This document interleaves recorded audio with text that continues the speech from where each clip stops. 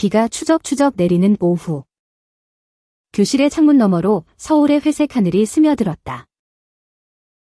종소리가 울리자마자 친구들은 우산을 들고 사라졌지만 나는 자리에 앉아 있었다. 지은아. 잠시 남아봐. 박수민 선생님의 목소리가 부드럽게 그러나 단호하게 울렸다. 그 순간 내 가슴이 철렁 내려앉았다. 왜 나일까? 그날 그녀의 눈빛은 평소와 달랐다. 깊은 호수처럼 나를 삼킬 듯한 비밀을 품고 있었다. 나는 김지은. 올해로 20살이 된 서울의 평범한 여대생이었다. 문학을 전공한 지 겨우 반년. 아직 세상의 맛을 제대로 보지 못한 나날들이었다. 가족은 전형적인 한국 가정. 아버지는 공장에서 일하고 어머니는 집에서 작은 식당을 도우며 나를 키웠다. 학교는 나의 피난처이자 때로는 감옥 같은 곳. 친구들은 많지 않았고 연애는 더더욱 먼 이야기였다. 남자들, 그들은 나에게 먼 별 같았다. 대신 책 속 여인들의 시선이 나를 사로잡았다. 특히 박수민 선생님의 수업에서. 그녀는 우리 문학의 역사 강의를 맡았고 매번 그녀의 목소리는 시처럼 흘렀다. 사랑은 때로 금단의 열매야. 맛보고 싶지만 삼키면 영원히 변해. 그녀가 읊은 시구가 내 가슴을 울렸다. 그런데 오늘 그 시가 현실이 된 기분이었다. 교실 문이 닫히는 소리가 메아리 쳤다. 비가 더 세차게 내리기 시작했다. 선생님은 책상으로 다가오며 창가에 서서 밖을 내다보았다. 그녀의 뒷모습은 늘 그렇듯 우아했다. 긴 머리카락이 어깨를 타고 흘러내리고 검은 블라우스가 그녀의 가느다란 허리를 감쌌다. 28살. 아직 젊지만 세상의 무게를 짊어진 듯한 눈매. 그녀는 서울대 문학을 나와 우리 학교에 온 지 3년째였다. 소문으로는 이전 학교에서 무언가 있었지만 아무도 자세히 모른다. 나는 그저 그녀의 수업을 사랑했다. 그녀가 책을 펼칠 때마다 내 마음속에 작은 불꽃이 피어났다. 지은아. 요즘 수업에 집중이 안 돼 보이네. 그녀가 돌아서며 말했다. 목소리에 가벼운 미소가 스며들었다. 나는 고개를 들었다. 아니에요. 선생님. 그냥 피곤해서요. 거짓말이었다. 사실 최근에 이상한 꿈을 꾸었다. 선생님의 손이 내 뺨을 스치는 꿈. 깨어나면 가슴이 뜨거웠다. 한국 사회에서 그런 생각은 터부. 여자가 여자를, 가족이 알면 나를 버릴지도 모른다. 하지만 그 꿈은 점점 선명해졌다. 비가 추적추적 내리는 오후. 교실의 창문 너머로 서울의 회색 하늘이 스며들었다. 종소리가 울리자마자 친구들은 우산을 들고 사라졌지만 나는 자리에 앉아 있었다. 지은아. 잠시 남아봐. 박수민 선생님의 목소리가 부드럽게 그러나 단호하게 울렸다. 그 순간 내 가슴이 철렁 내려앉았다. 왜 나일까? 그날 그녀의 눈빛은 평소와 달랐다. 깊은 호수처럼 나를 삼킬 듯한 비밀을 품고 있었다.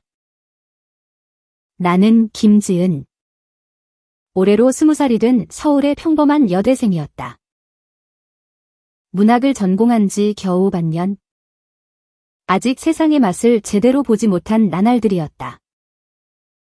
가족은 전형적인 한국 가정. 아버지는 공장에서 일하고 어머니는 집에서 작은 식당을 도우며 나를 키웠다. 학교는 나의 피난처이자 때로는 감옥 같은 곳. 친구들은 많지 않았고 연애는 더더욱 먼 이야기였다. 남자들, 그들은 나에게 먼 별 같았다. 대신 책 속 여인들의 시선이 나를 사로잡았다. 특히 박수민 선생님의 수업에서. 그녀는 우리 문학의 역사 강의를 맡았고 매번 그녀의 목소리는 시처럼 흘렀다. 사랑은 때로 금단의 열매야. 맛보고 싶지만 삼키면 영원히 변해. 그녀가 읊은 시구가 내 가슴을 울렸다. 그런데 오늘 그 시가 현실이 된 기분이었다. 교실 문이 닫히는 소리가 메아리 쳤다. 비가 더 세차게 내리기 시작했다. 선생님은 책상으로 다가오며 창가에 서서 밖을 내다보았다. 그녀의 뒷모습은 늘 그렇듯 우아했다. 긴 머리카락이 어깨를 타고 흘러내리고 검은 블라우스가 그녀의 가느다란 허리를 감쌌다. 28살. 아직 젊지만 세상의 무게를 짊어진 듯한 눈매. 그녀는 서울대 문학을 나와 우리 학교에 온 지 3년째였다. 소문으로는 이전 학교에서 무언가 있었지만 아무도 자세히 모른다. 나는 그저 그녀의 수업을 사랑했다. 그녀가 책을 펼칠 때마다 내 마음속에 작은 불꽃이 피어났다. 지은아. 요즘 수업에 집중이 안 돼 보이네. 그녀가 돌아서며 말했다. 목소리에 가벼운 미소가 스며들었다. 나는 고개를 들었다. 아니에요. 선생님. 그냥 피곤해서요. 거짓말이었다. 사실 최근에 이상한 꿈을 꾸었다. 선생님의 손이 내 뺨을 스치는 꿈. 깨어나면 가슴이 뜨거웠다. 한국 사회에서 그런 생각은 터부. 여자가 여자를, 가족이 알면 나를 버릴지도 모른다. 하지만 그 꿈은 점점 선명해졌다. 그녀는 내 책상 옆에 앉았다. 너무 가까웠다. 그녀의 향수 냄새. 은은한 장미향이 코를 자극했다. 너의 에세이를 봤어. 금단의 사랑에 대한 부분이 인상적이었어. 내가 쓴 대로. 사랑은 왜 금단이 될까? 그녀의 눈이 내 눈을 파고들었다. 나는 숨이 막혔다. 에세이. 내가 쓴 건 그냥 상상력이었다. 시 속 두 여인의 이야기. 그냥. 책에서 본 거예요. 내가 중얼거렸다. 그녀가 웃었다. 그 웃음소리가 내 영혼을 흔들었다. 책은 거울이야. 지은아. 내 마음을 비추는 그날. 그녀는 나에게 첫 번째 비밀을 털어놓았다. 나도 어렸을 때 그런 사랑을 느꼈어. 그녀의 목소리가 떨렸다. 나는 믿을 수 없었다. 선생님의 과거? 그녀는 창밖을 보며 이야기를 시작했다. 고등학교 시절. 그녀의 첫사랑은 같은 반 여학생이었다. 이름은 유진. 함께 산책하고 손을 잡고 키스까지. 하지만 한국의 보수적인 마을에서 그 사랑은 폭풍이 되었다. 부모님의 반대, 학교의 소문. 결국 유진은 다른 도시로 떠났다. 나는 그 후로 문학에 빠졌어. 책 속에서만 사랑을 찾았지. 그녀의 눈에 눈물이 고였다. 나는 손을 뻗어 그녀의 손을 잡았다. 따뜻했다. 선생님. 왜 저에게 말씀하세요? 그녀가 내 손을 마주 쥐었다. 너의 눈빛이 나를 닮았으니까? 외롭고 갈증난 눈빛, 그 순간. 교실은 우리 둘만의 세계가 되었다. 비가 창문을 두드리는 소리만이 배경음악이었다. 그녀의 손가락이 내 손등을 쓸었다. 가벼운 떨림. 지은아. 이건 우리만의 비밀이야. 세상에 말하면 모든 게 무너질 수 있어. 나는 고개를 끄덕였다. 하지만 내 마음은 이미 무너지고 있었다. 사랑? 이게 사랑일까? 한국에서 선생과 제자 사이? 금단의 열매가 내 입안에 다가오고 있었다. 수업이 끝난 후 나는 기숙사로 돌아가며 그 손의 감촉을 곱씹었다. 룸메이트 혜진이가 물었다. 오늘 왜 그렇게 늦었어? 얼굴이 빨개. 아무것도 아니야. 나는 피했다. 밤에 나는 다시 꿈을 꾸었다. 이번엔 선생님의 입술이 내 목에 닿는 꿈.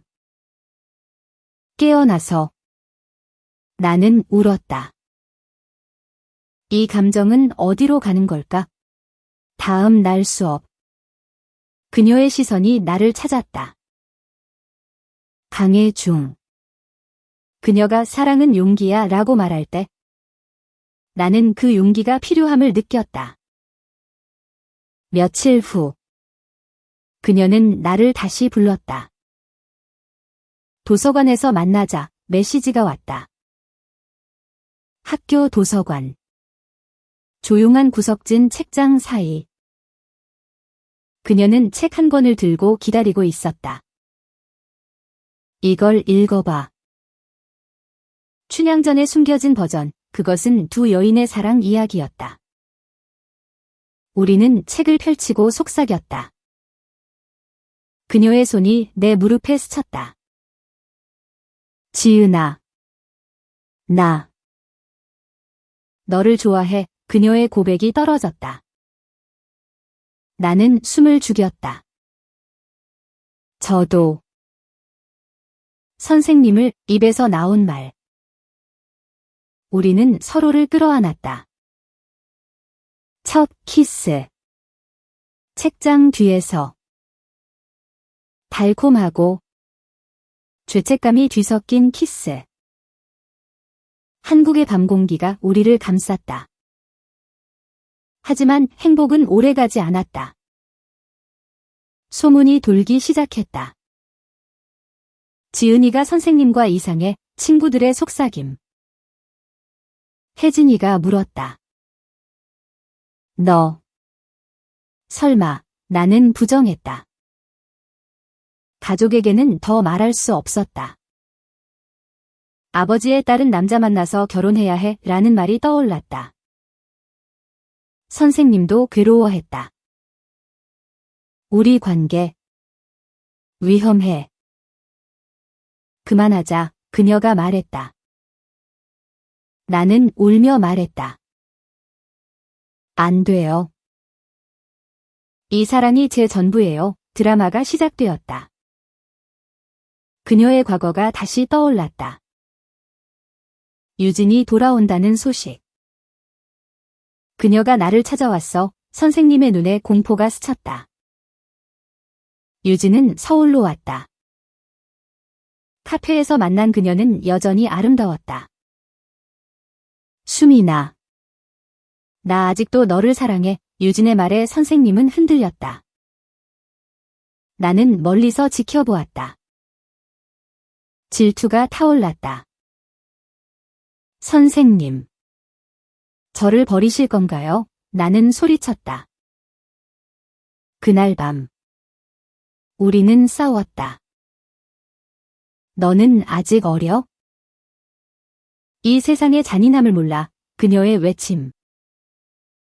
나는 도망쳤다. 비가 내리는 거리. 눈물이 섞였다. 시간이 흘렀다.